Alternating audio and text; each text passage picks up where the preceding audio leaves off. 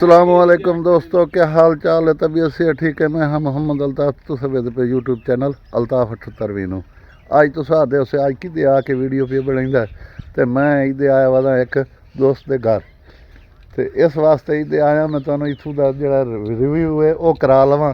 ਇਹ ਵੇਖੋ ਸਾਡੇ ਦਿਹਾਤੀ ਇਲਾਕੇ ਜਿਹੜੇ ਹਨ ਪਏ ਇਹ ਕਮਾਉਂਦੇ ਵੀ ਆ ਇਹ ਕਣਕਾਂ ਸਾਡੇ ਡੰਗਰ ਹੀ ਖਾ ਲੈਣ।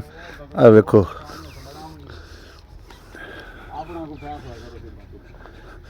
ये डोरी हैं पे जिसनों भैंस से बोलते हैं, ये हैं वो। और देहात दे अंदर एक चीज़ होर ही पाई वही है।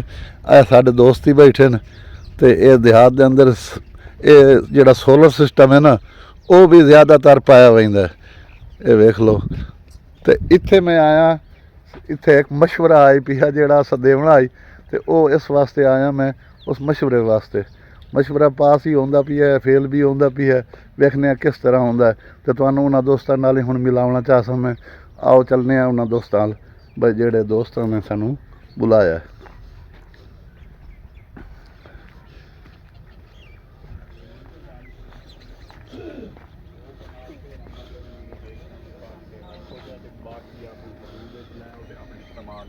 अस्सलामु अलैकुम। वालेकुम अस्सलाम। क्या हाल है भाईजान? ठीक हो? ए हन पे मार शबीर त्रगड़। अस्सलाम वालेकुम। जनाब और तारफ मार अली त्रगड़। जनाब जनाब और नाम सही मार अहमद त्रगड़। ए दी है शादी बड़ी औखी शादी करेंदा पिए शोदा ते निकाह आगे कर आया से असां ते ओ जेड़ा ना ओ 12 पिया खला हुन सानू ते इस वास्ते दे वास्ते मकान पाउण वास्ते सोचेंदे पिया से भाई मकान कित्थे पावे, सानू जगह ही नहीं मिलती पई। ओ दोस्तों हुण असां तुहानूं जगह भी खाइंदे पे जिहड़ी जगह ते मकान पावन मैं इन्हां नूं 2 थारे मशवरा दिता है लेकिन पास नहीं हो पांदा पिया। ये इन्हां ने डोर शोर ही रखे होन ते चाह ही सानूं ही ना पिवाई ही ना मज्जी दी दुध दी। आ जाओ भाई।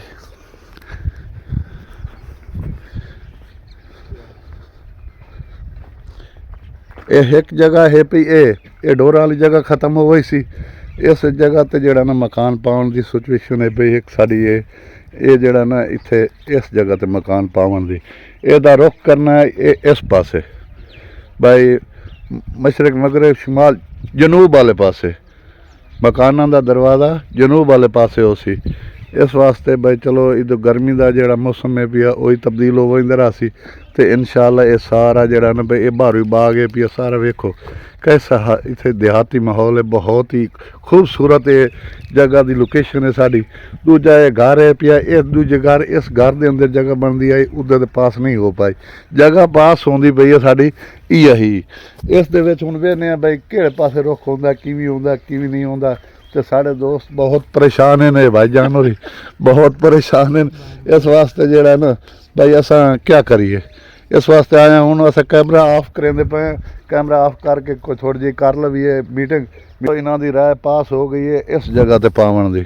आ वेखो इस जगह ते पावन दी राय पास हो गई हुण मैनूं इजाजत मिल चुकी है इन्हां दी तरफों। अच्छा भाई मेहरबानी अल्लाह हाफिज़। मैं चलदा पिया हुण बट्ठे ते।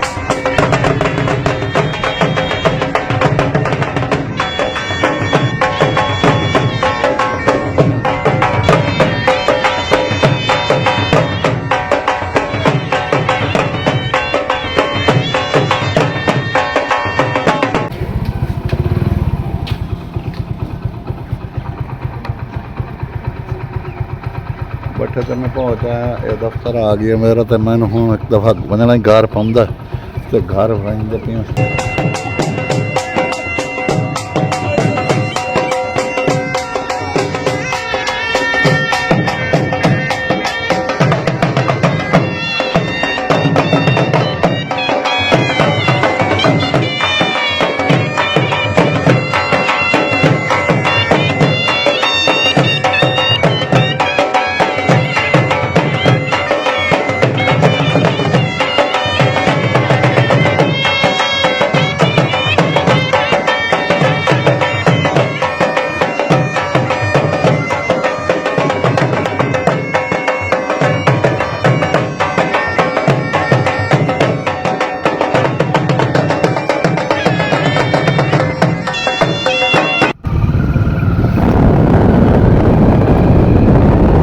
घर पहुंच आया।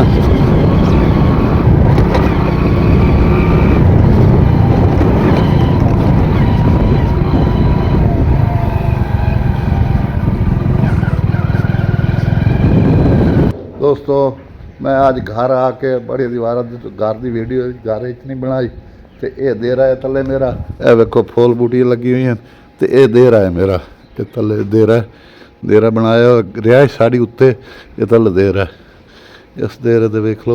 वेलकम बैक दोस्तों मैं घर तो आ गया मी बैठते काफ़ी मेहमान आए हुए हैं उन्होंने गुफ्तगू लगे रह गए हैं एक पास फातिए दे बनाई उस तक लगा गया ने तो हूँ आके बैठे दी आज की रूटीन बैठे दी चेक करेंदे पे भाई क्या बनाई खरा ना आज बैठे तो चेक ही का नहीं किया मैं। अस्सलाम वालेकुम मिस्टर साहब सर क्या हाल है ओ मिस्त्री ठीक है बोल तो पा चौखिया लेना चाय खा लो चंगा गीती खा ला खुशी की गल है उन्हें चौखी जा गए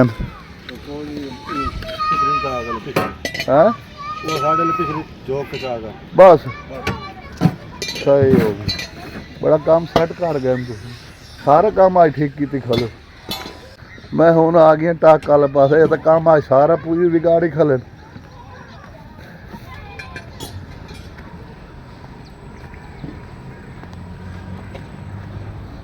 आ देखो आज का टाक साड़ा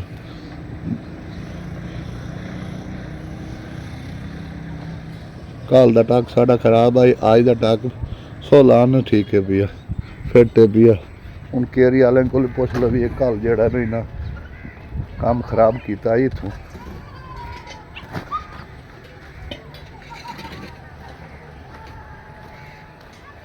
बच्चा जबूरा क्या हाल है कल उतू की भी चापा तरोड़ के गए उतू का भी चापा तरोड़ा आवे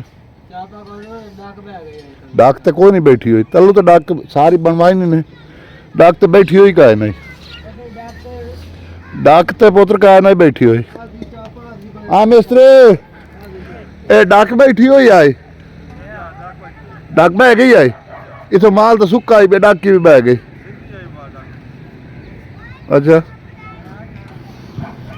वो तो तुसा बनाई है मैं नजर आंदी पई है ते आज का काम तो सारा ही नहीं बिगाड़ी तिगाड़ी खले ते हुण वेने काम नूं टाइम लेंदे खलन टाइम ला लवन ते मुड़ वेने क्या बनाई खले।